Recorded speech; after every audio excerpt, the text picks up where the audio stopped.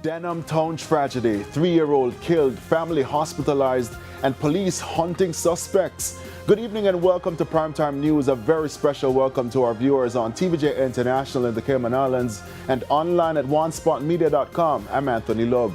Also this evening, Prime Minister accepts revised salary package. And later, egg farmers say imported table eggs crippling local industry. There's also Saturday Sports Special and weather in this newscast, so please stay with us. The news in detail right after this break.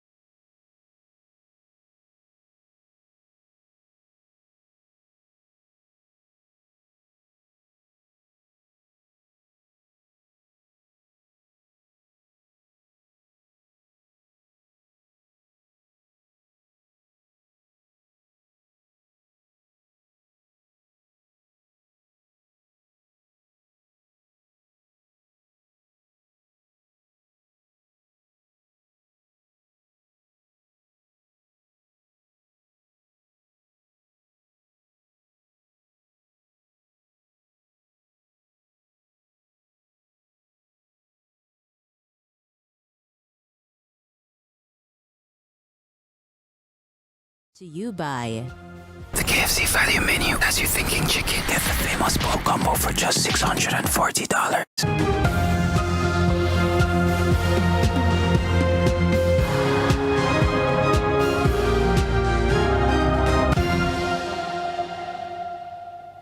Welcome back to Primetime News, and again a special welcome to our viewers on TVJ International in the Cayman Islands and online at onespotmedia.com. There is anger and mourning in Denham Town, Kingston this evening after a 3-year-old boy was killed. His brother and father were also wounded during the gun attack. The police are now on the hunt for members of the Scream Corner gang in relation to the tragic incident. Shamila Pullen has the details. Oh God, we can't about this. We can't about this. We can't keep it up. LaDania Cunningham wears the underwear on her head that belonged to her 3-year-old son, Jay Spinnock. He was shot in an attack on Nelson Street in Denham Town, Kingston, early Saturday morning. The underwear is soaked with blood, pierced by a bullet hole. The incident also left her 8-year-old son and the father of her children hospitalized with gunshot wounds. According to reports, the shooting happened around 1:40 a.m. when a man armed with a gun forced his way into the house and opened fire before fleeing on foot. A relative explained what he saw. Him have yours so OP, and I said, come sell anybody. I said, so me here, boy. See, Sean, you see. By the time you hear boy, you get up and say, police officer, oh, you kill me son for what him do. I saw me and said to him, what you do? And sit there. And I said, go back around there, sir. Captain, no, me no know. You understand? So me no know. You understand? And he said, pull. And he call you dip on the bed with him in a lap. In a pan break, you sir. The victims were rushed to the hospital where Jace, who suffered a gunshot wound to his abdomen, tragically succumbed to his injuries. The mother of the children said she was at work when she got the call of the heartbreaking news. They at work. I'm going to get the call. When I get the call, I run off from my work. When I look, I see my baby father lie down on the ground round the sun. And I end up rushing my baby father, go out to public with him. When I look, I see emergency a come. When I look, I see I'm a 3-year-old. They look after we all me and cry. The nurse said, "Mother, just take it easy and try." I couldn't manage, me end up come out. When I come out on the outside, when I look at me 8-year-old, I come in a car again. The community of Denham Town has been shattered. Neighbors left in shock, streets haunted by fear, and residents grappling with the senseless loss of a young life. This past crazy a wickedness. A wickedness. See look baby there? Look baby. Him fine. Him not have no flesh pan him body for take no gunshot. Little bit of baby. This man, the father for this child is a shopkeeper. Him no gunman. But sure him no gunman. Cause no gunman now West Kingston not have no business. Them not have no business cause them can't read and write. No. You come for kill the father and you see the pit in them and you would even spare the rat and spoil the child. And why would we? And why we can't go on the good map? We need to unite, not true we not like each other, man. Look out for one another, pitney, and look out for each other, man. Or we are going to combine as one. We're too hypocritical. We're too bad mind. We're too lie. I set up people. When I see people and people not tell people, so not chat to she, When I for go and eat them. Me eat them. Glad me I move from boy I left them. Because nobody now do this for me, I do with you, you know. Because them are hypocrite. Shamela Pullen, TVJ News. Meanwhile, the police are actively searching for 2 persons of interest in connection with this morning's deadly attack in Denham Town. Identified by their aliases Juby and Romy, the men are reportedly members of the Scream Corner gang. Authorities are calling on them to report to the Denham Town CIB within the next 24 hours. Assistant Commissioner Michael Phipps, head of the Area 4 Police, stated that preliminary investigations indicate the shooting may be linked to an ongoing turf war between rival gangs. The Denham Town space has been fairly quiet for a pretty good long while, and we were able to, through our efforts, do a number of intervention work within the communities and establish some peace. We see where this have been shattered with the recent shooting and killing of this 3-year-old. We will be going into the area to try and ascertain exactly what may have transpired, but we do know that our early information is suggesting gang rivalry for the control of turf. ACP Phipps says a 48-hour curfew was imposed in Denham Town on Thursday after a shooting in the area on Wednesday involving 2 rival gangs. Meanwhile, Member of Parliament for Western Kingston Desmond McKenzie announced a $600,000 reward for information leading to the arrest of those responsible.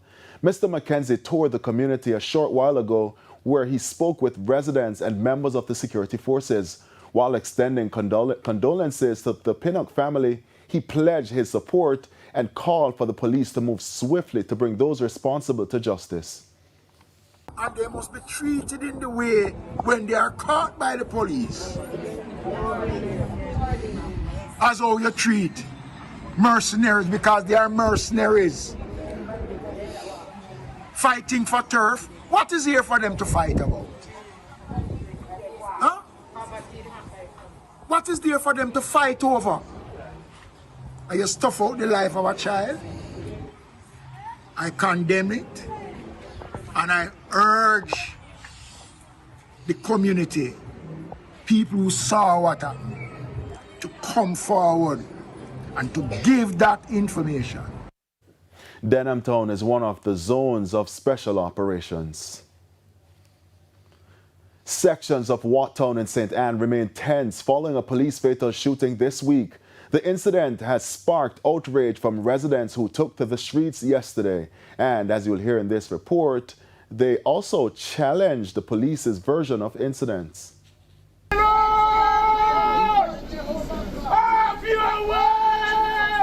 Residents of Watt Town, St. Anne gathered in a prayer circle on Friday, 24 hours after a fatal shooting by an off-duty police in the community. The prayers followed a protest by residents demanding justice. I would call on the commissioner of police if him can come down here himself or he send the highest investigating officers to come here because we won't sit down. This is not a 9-day walk or talk. This is going to be forever until we get justice for Darren. It's heartrending. My heart is aching. I am suffering in silence and I need some answer. It's alleged that the deceased O'Neill Watson, otherwise called Darren, and the police officer were embroiled in a love triangle. Reports are that sometime after 12 Thursday morning, the police was sitting in his vehicle when he was dragged by Watson, who had a stone and threatened to kill him. The officer, fearing for his life, pulled his weapon and discharged 2 rounds. However, residents have challenged the police's version. It's all been covered. And the whitewash, what them paint upon Darren is not that kind of person. Darren is a person who will look at you and laugh you to scorn. But he not hurt you. He not draw straw. He not draw weapon at you. That man don't walk with a knife. He never walk with a knife. I've never seen him with a cutting tool. He's always smiling. The community members described Mr. Watson as a peaceful and hardworking coach who was well loved by children in the community. And as residents demanded justice, tensions flared. However, the police sought to quell the tension. SSP have a team of investigators who are investigating this thing, and I think it will be done thoroughly. I don't think anything will be left unturned. So it's asking them to demonstrate it at the front peaceful. Meanwhile, the Independent Commission of Investigations is probing the incident. Investigators have been gathering evidence and are expected to revisit the community in the coming days. In other news now, Prime Minister Dr. Andrew Holness has accepted the salary package in line with the public sector compensation review. As of April 1, 2024, the Prime Minister's annual basic salary will be $28.6 million. Dr. Holness had initially declined the adjusted compensation in May 2023, following public criticism over the significant salary increases for members of the political directorate.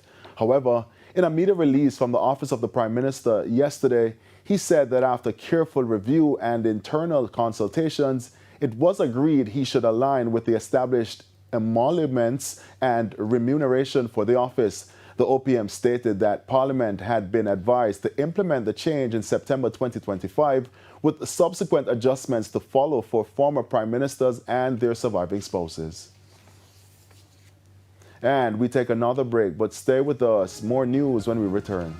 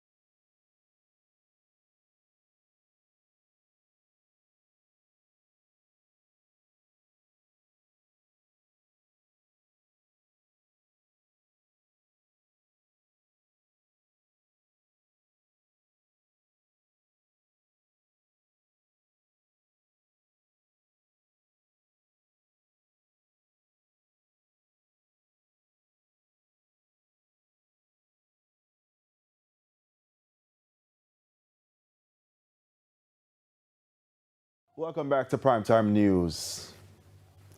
The Jamaica Egg Farmers Association is raising concern that imported table eggs are crippling the recovery of the local industry, which was devastated by the passage of Hurricane Melissa. Although the government allowed temporary imports to stabilize supply, the association president Mark Campbell says buyers are opting for the cheaper imported eggs, leaving local farmers at a disadvantage. A number of them have reported to us this week and last week that they have gone to the supermarkets with their eggs, locally produced eggs, and they have been turned back, saying they are quite satisfied because they have bought imported eggs at a price better than what the local farmer is selling for. And many of them who have produced these eggs solely for these markets really don't know where to turn. Mr. Campbell is seeking urgent intervention from the Ministry of Agriculture to limit importation. He says most large farmers are now operating at 80% of normal production levels. Many of them will have no option but to drop out of production.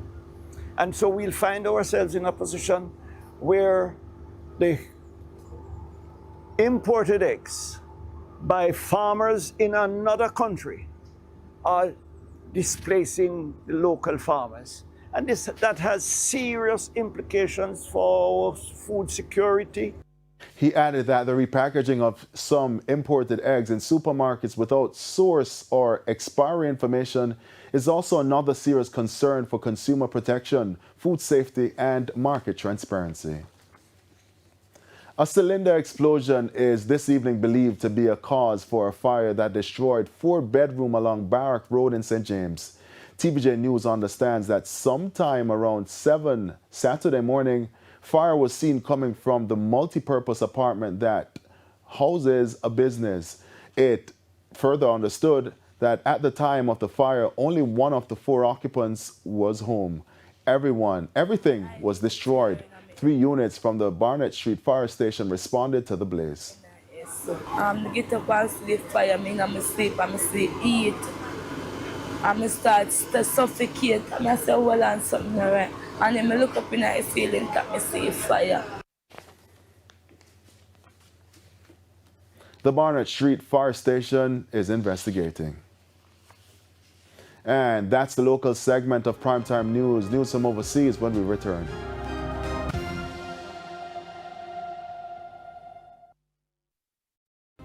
Primetime News, brought to you by The KFC value menu has you thinking chicken. Get the famous bowl combo for just $640. Coming soon to TVJ. Actually thought Melissa was going to come and pick us from accident and emergency. When Hurricane Melissa hit, health workers were on the front line. One of the time I couldn't hold it, sir. I scream out in tears. We're actually drinking salty water. Everybody was like licking the lip. We said, why it tastes so salty? Because the seawater actually came up here. In my heart, I thought Melissa was here to just take us away to glory land. Health workers in the eye of the storm. Coming soon to TVJ.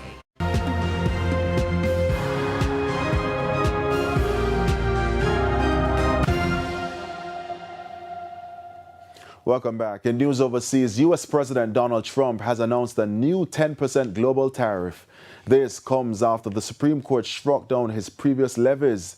He called the ruling terrible and criticized the justices as fools.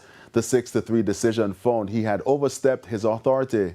It was a win for businesses and states challenging the tariffs. This could lead to billions in refunds. Trump said he plans to enforce tariffs using other laws. He expects legal battles to last years. The tariffs first targeted Mexico, Canada, and China. They later expanded worldwide under the International Emergency Economic Powers Act. The move sparked outcry over high import costs. And the Primetime News package continues with sports after the break.